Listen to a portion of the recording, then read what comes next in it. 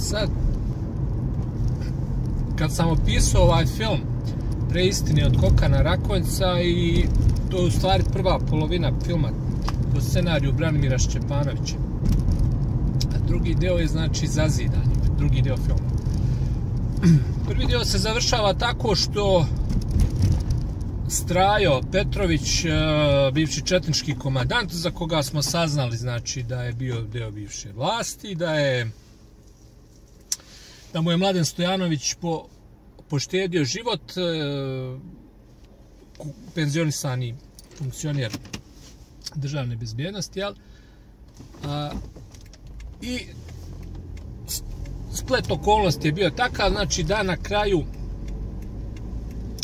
Strajo Petrović ubija Mladena Stojanovića. I kao ubica, kao suđenik, on u drugom dijelu filma Zazidani Kokana Rakonjca dolazi u zatvor. E sad, šta je tu? Sad tu treba, znači, to je posljednji film Kokana Rakonjca, čovjek je nakon toga preminuo, jel? Ne znam, ja stvarno nemam nigdje, on je bio muž Milene Dravića, stvarno nigdje nisam našao podatak kako on, od čega on umro, da li od infarkta, da li nesrećnim slučajem, da li se predozirao, da li, ne znam, da li se ubio. Oni samo kažu prerano je otišao, jel? Ali taj film je vrlo kontroverzan, Zazidani. I država, ja sam napomenuo da država nije Srbija uvrstila ga u 100 najznačajnijih filmova, a on spada sigurno estetski i kao umjetničko djelo među prvih možda 10. A zašto? Znači, zato što se tu opisuje u suštini. Ja sam napomenuo da je jedini film koji je opisao Goli otok, koji je prikazao Goli otok, Sveti pesak od Mike Antića. Ali Zazidani prikazuje u suštini Goli otok. Mi u prvom dijelu znamo da je, mislim, nagovještava se. Jedna scena ima kad kroz Toplog zeca Strajo Petrović prolazi, odnosno Ljuba Tadić, jel? I vidi se, i on kaže, ja sam odležao 3 godine. I taj Topli zec, to je znači zaštitni znak Golog otoka. I u drugom dijelu mi imamo tu jednu, u Zazidanima imamo tu jednu prikazanu sistematsku, masovnu psihološku torturu države nad stanovništvom. Znači, i to je jedino se tako može definisati. O čemu se tu radilo? Znači, kroz zatvor, kroz lik zatvorenika, kroz lik čuvara, prikazuje se, znači, tortura države Jugoslavije nad kako je to izgledalo u suštini. A sve je to, znači, isprobano na Golom otoku, sve je to imalo naučnu pozadinu, što je vrlo važno. Prije nekoliko godina je akademik Dragoslav Mihajlović rekao da je to imalo naučnu pozadinu, da on ima dokaze u studiji Goli otok, u knjizi Goli otok od 1 do 5, ja mislim da je u 5. dijelu to spomenuo. I da je to, ima studija Petra Kostića koja to govori. I on je tu spomenuo funkcionera SFRJ, visokog funkcionera koji je bio predsjednik SIV-a, to je Džemal Bjedić, da je on bio jedan od tih koji su bili zaslužni za taj koncept prevaspitavanja i da je on 46. 47. godine sa jednom grupom, ne vjerujem da je on otišao sam, znači on je otišao s jednom grupom psihijatara, psihologa i tako dalje, on je tad radio za agitprop, znači sve je to bilo napravljeno jedan vrlo složen sistem manipulacije, masovne manipulacije ljudima. I onda je on, indikativno da je on bio, kada se sve to dešavalo, on je bio u Mostaru, zatvoru Bilijeć je bio neka vrsta probe za Goli otok, tamo su internirani ta sarajevska grupa, oni su kasnije mučili na Golom otoku i tako dalje. Sad to će ja možda kad budem o nečemu drugom priču opisati. Ali definitivno da se taj masovna psihološka tortura prikazuje u ovom filmu. O čemu se tu radi? Znači, Strajo dolazi u zatvor i njega dočekuje čuvar Gavrilo, koga glumi Danilo Bata Stojković. I sad, iz početka je to klasična priča. On tuca kamen, ide, ćuti. On je navikao da trpi, jel, kažem, bio je na Golom otoku. I Gavrilo njega maltretira. Sad, uz nadzor načelnika, odnosno ovoga direktora zatvora, on je osuđen na 19 godina, pokušava da bježi, ne uspijeva i biva bačen u samnicu. Tada počinje, znači, još veći pritisak od strane Gavrila, odnosno Danila Bata Stojkovića. Strajo i dalje ćuti, ne govori. Znači, on je dosta jak, on je preživio sve. Zna se šta je njegov zločin, tako dalje. I onda u jednom trenutku nešto progovori. Znači, kad ovaj radi, ovaj kaže krk, i onda kreće njihov dijalog. I polako, u suštini, šta se dešava? Njega Gavrilo, odnosno Bata Stojković, uvlači u tu priču manipulacije. Zašto? Jer on apsolutno sve zna o Straju. A Strajo ništa ne zna o Gavrilu. I jedan dan, kad su krenuli, ne znam, ovaj ga izveo negdje do nekog kamenologa, Strajo krene da bježi, Gavrilo pada u vodu i krene da se davi.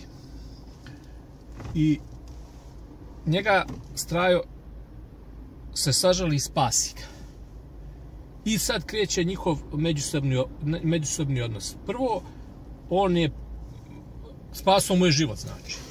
Naravno, uhvatili su ga, pošto ga je spašavao, uhvatili su ga i prebili su ga, ostali čuvari Straji su uhvatili, sprebili i opet ga bacili u samnicu. Sad, tu kreće njihov međusobni odnos. I oni kreću jedan drugom da se poveravaju. U stvari, Strajo je dosta...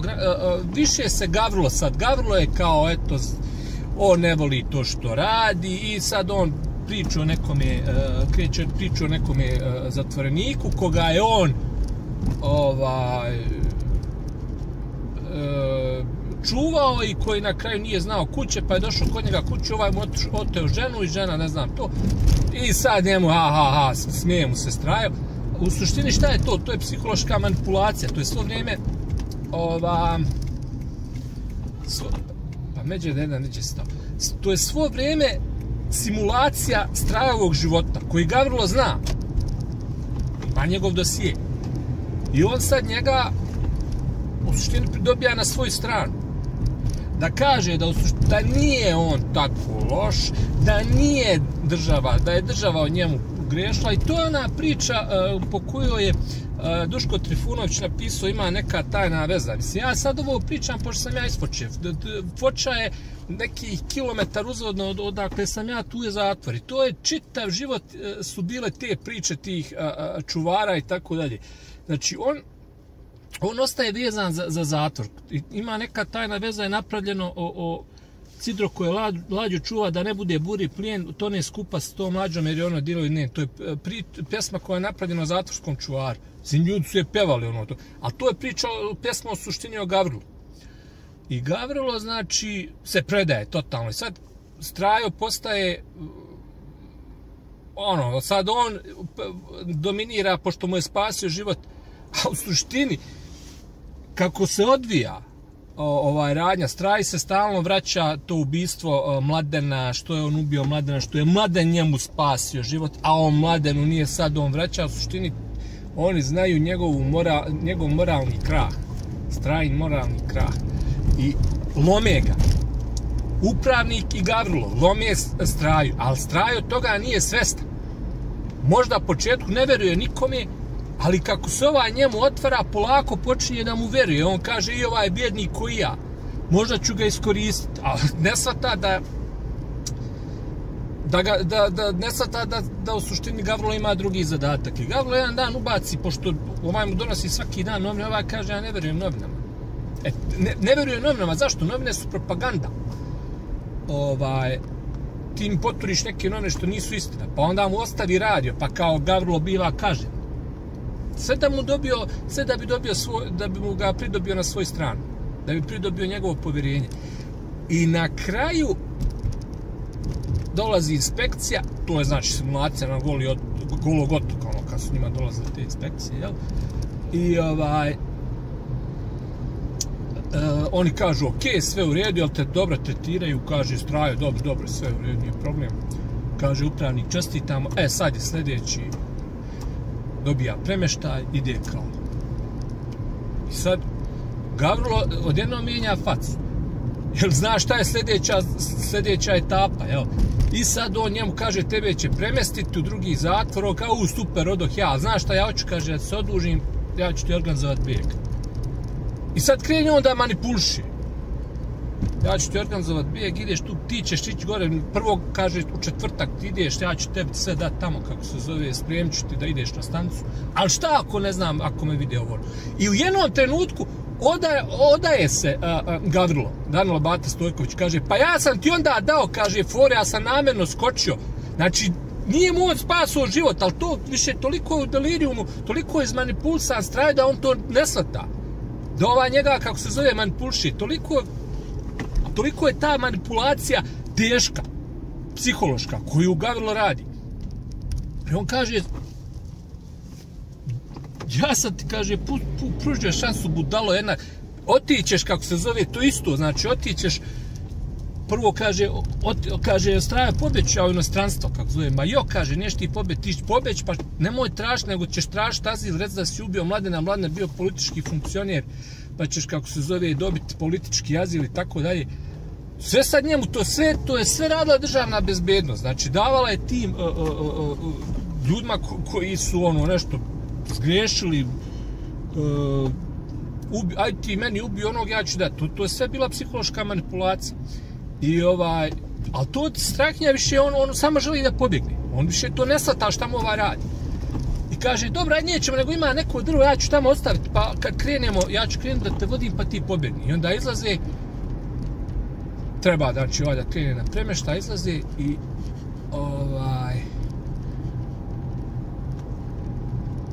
kaže Gavrilo Straj, ajme, kaže, povezi sa sobom. Nećemo, ti zbudala, ćeš mene vjerovat to ono što šta je s tobom.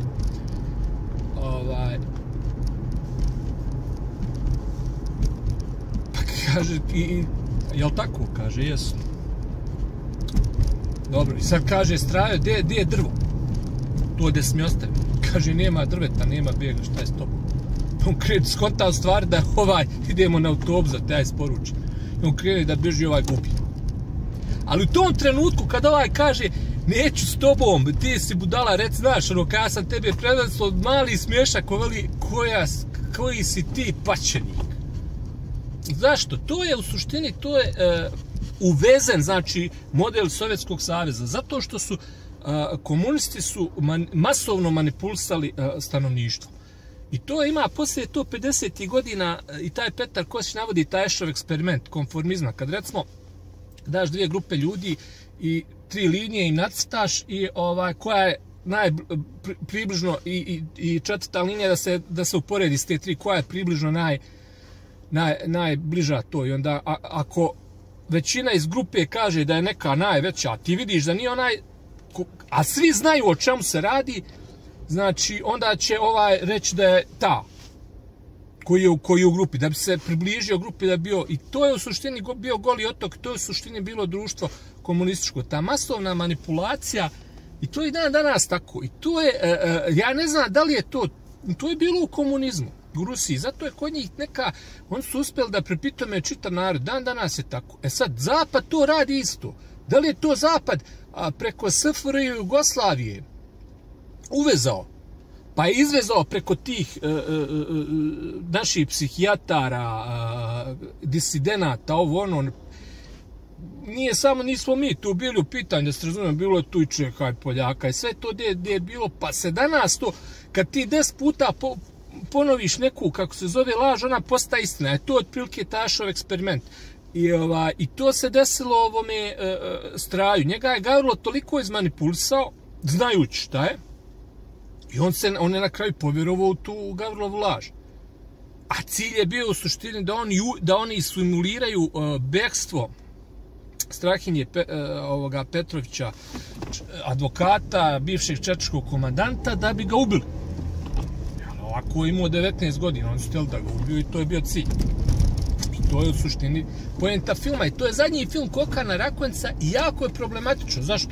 Pa analiziraj ga, vidit ćeš psihološku manipulaciju. Nećeš, kako se zove, nećeš vidjeti ništa pozitivno. To tako.